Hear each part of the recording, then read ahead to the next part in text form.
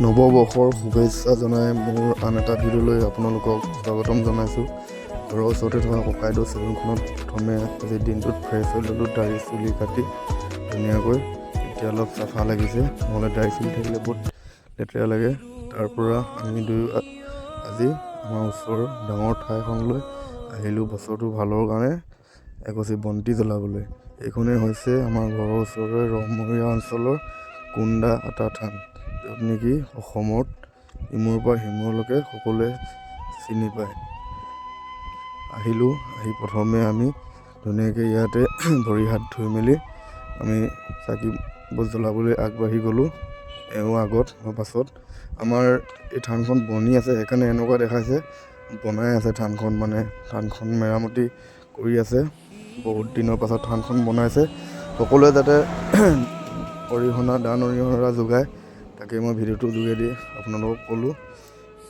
ইয়াতে বন্তি প্ৰজ্বলনৰ মৈদাম ভাগি আছে, য'ত নেকি আমাৰ আগৰ ডাঙৰীয়া বাপসকলৰ মৈদাম আছে। ইয়াতে আমি সকলোৱে বন্তি জ্বলাওঁ। প্ৰতি বছৰে অহা হয়, যোৱা বছৰো আহিছিলোঁ, এই বছৰো নতুন দিনত এনেকৈ আহিলোঁ।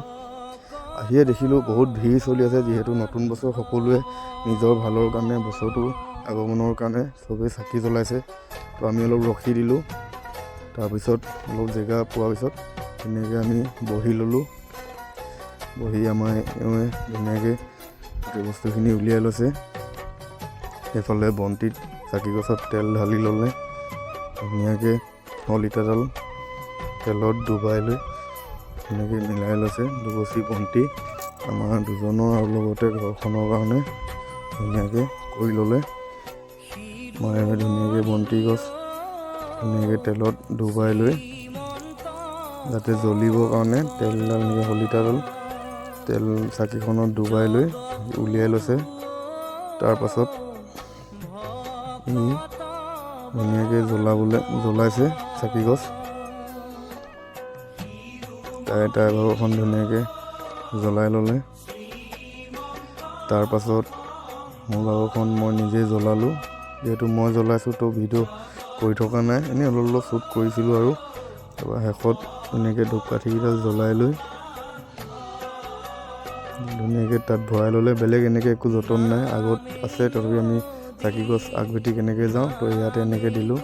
তাত জ্বলাই আহি আমি ধুনীয়াকৈ ইয়ালৈ আহিলোঁ, ইয়াত সেৱা ভাগি কৰিলোঁ। এইফালে গাঁওবুঢ়া দেউতাজনে ধুনীয়াকৈ বাইক দি আছে, তো গাঁওবুঢ়া দেউতাৰ পৰা আমি তেখেতৰ বৰ ল'লোঁ ধুনীয়াকৈ। বছৰটো ভাল হওক, ঘৰখনৰ সকলোৱে ভাল হওক, বেমাৰ আজাৰ নহওক। আৰু পৰিৱেশটো বহুত ধুনীয়া লাগিছে দেখিবলৈ, যিহেতু থানখন বনি আছে। এইফালে ভণ্টিহঁতৰ মাহঁতক লগ পালোঁ, ভণ্টি মা, ভণ্টি মানুহজন, তাৰপৰা ভণ্টি, এইফালে ভাইটিহঁত।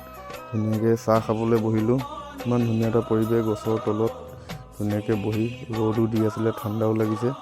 ধুনীয়াকৈ ৰঙা চাহ আৰু গুড় দি চাহ খালোঁ, ভাল লাগিলে কিবা এটা। এই ঠাইডোখৰলৈ আহিলে মনটো বহুত পবিত্ৰ হৈ যায়, বহুত ভাল লাগে, যেনেকৈ হৈ নাথাকোঁ কিয়। তো চাহ খালোঁ, চাহ খাই ধুনীয়াকৈ হৈ গ'ল, আমাৰ কামখিনি হৈ গ'ল। যিটো কামত আহিছিলোঁ ধুনীয়াকৈ চাকি বন্তি জ্বলাই আপোনালোকেও সকলোৱে আহিব পাৰিব। আৰু প্ৰায় অসমৰ মানুহ, বিভিন্ন ঠাইৰ পৰা মানুহ অহা যোৱা কৰিয়ে থাকে এই ঠাইডোখৰলৈ।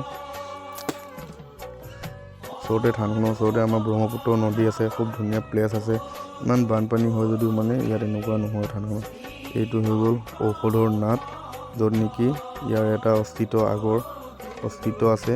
ইয়াত ধুনীয়াকৈ পাণ তামোল দি অৰিহণা দিয়াৰ পিছতহে মানে সেই কুঁৱাটোৰ পৰা পানী ওলায়, আৰু সেই পানীখিনিয়ে সকলোৱে ঔষধৰ নামত খায়, য'ত নেকি খালে বোলে বেমাৰ আজাৰ একো নহয়। এইফালে এই য'ত বহি আছে ভণ্টিয়ে, তাইক কিবা এটা দিলে, আমি সৰুৰ পৰাই লগ পাওঁ, গ'লে বোলে ভাল লাগে, বহুত ভাল হয়, ঠাণ্ডা হয়। তাইক কিবা এটা দিলে, এনেকৈ আপোনালোকো আহিলে ইয়াৰ পৰা ঔষধ লৈ যাব পাৰিব, বেমাৰ আজাৰ নহয়। আজিলৈ ভিডিঅ'টো ইমানেই, সকলোৱে ফটোশ্বুট কৰিলে যাতে স্মৃতিটো থাকি যাওঁ নতুন বছৰ। এইফালে ইহঁতি মাৰিলে, এইফালে আমিও মাৰিলোঁ, ভণ্টিয়ে আমাক ধুনীয়াকৈ মাৰি দিলে। ভিডিঅ'টো ভাল লাগিলে আপোনালোকে লাইক কমেণ্ট কৰিব। আকৌ এটা নতুন ভিডিঅ' আপোনালোকলৈ আহিম। ধন্যবাদ আজিলৈ।